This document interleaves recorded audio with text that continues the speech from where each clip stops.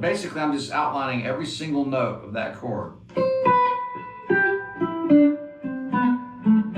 I'm coming at it, this one's from a half step. Today I'm breaking down a neat little major scale trick by Guthrie Trapp, and we're going to be targeting chord tones for our G major chord, the C shape, within the major scale in the same position. I'll play through the example and then we'll break it down really slowly with tabs. So basically I'm just outlining every single note of that chord. I'm coming at it, this one's from a half step.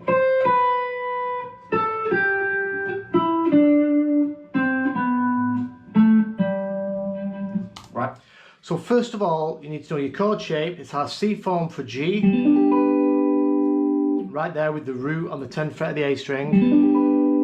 And then we've got position 3 of the major scale in that exact same position.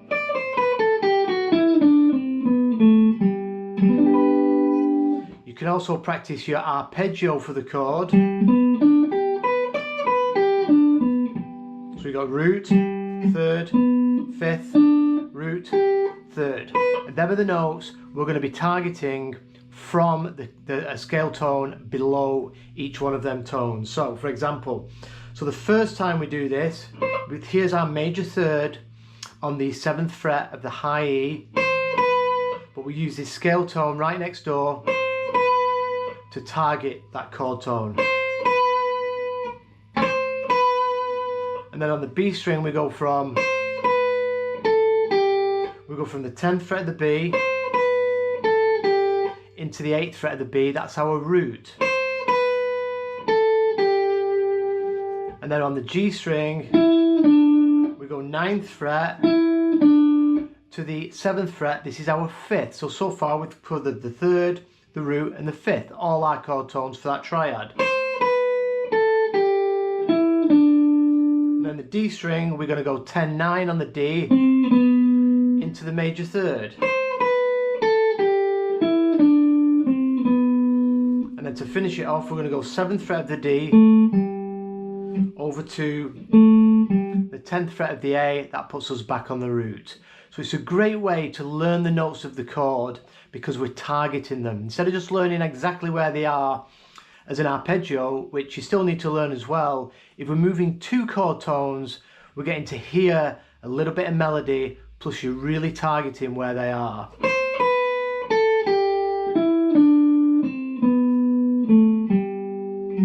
And a good exercise is to use, you've seen me using these before, these ambient pads where it's just playing a G major drone. There's no drum beat, so you don't have to worry about timing.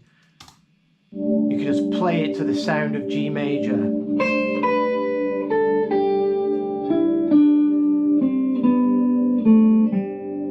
So you can hear them chord tones perfectly against the tonic.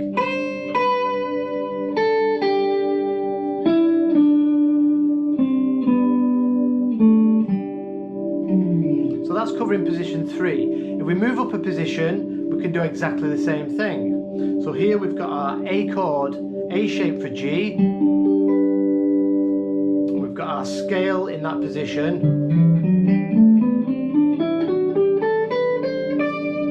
And we can do exactly the same exercise. So there we're going to the 5, then into the 3rd, then into the root.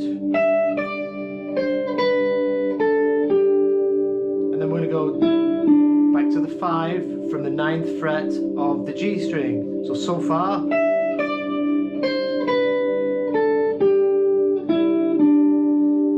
And then we've got 10 to 9 into the major 3rd.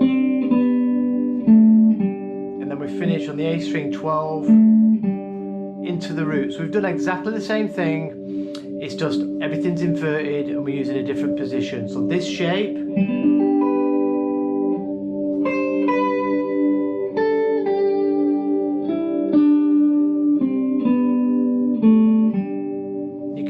we're highlighting that chord. And then the next position,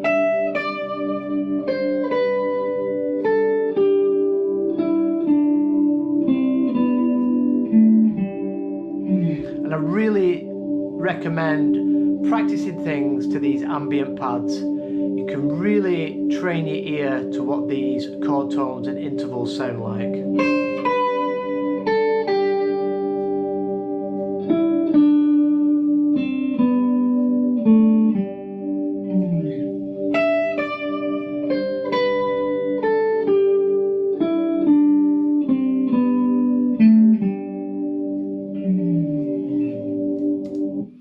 So I'll put a link to Guthrie's channel and the video this come from down below. If you've not checked out his stuff, I'm sure you have checked out his stuff. I highly recommend it. Everything he posts is full of juicy golden information. I just thought I'd break one of these little things down really slowly, because I know some of you guys have been asking for me to break some little bits down but go into them a bit slower. I'll also put a link down below to the ambient pad, and I will put this video up with the tab sheet on my Patreon page. So have some fun with that, and I'll see you in a couple of days.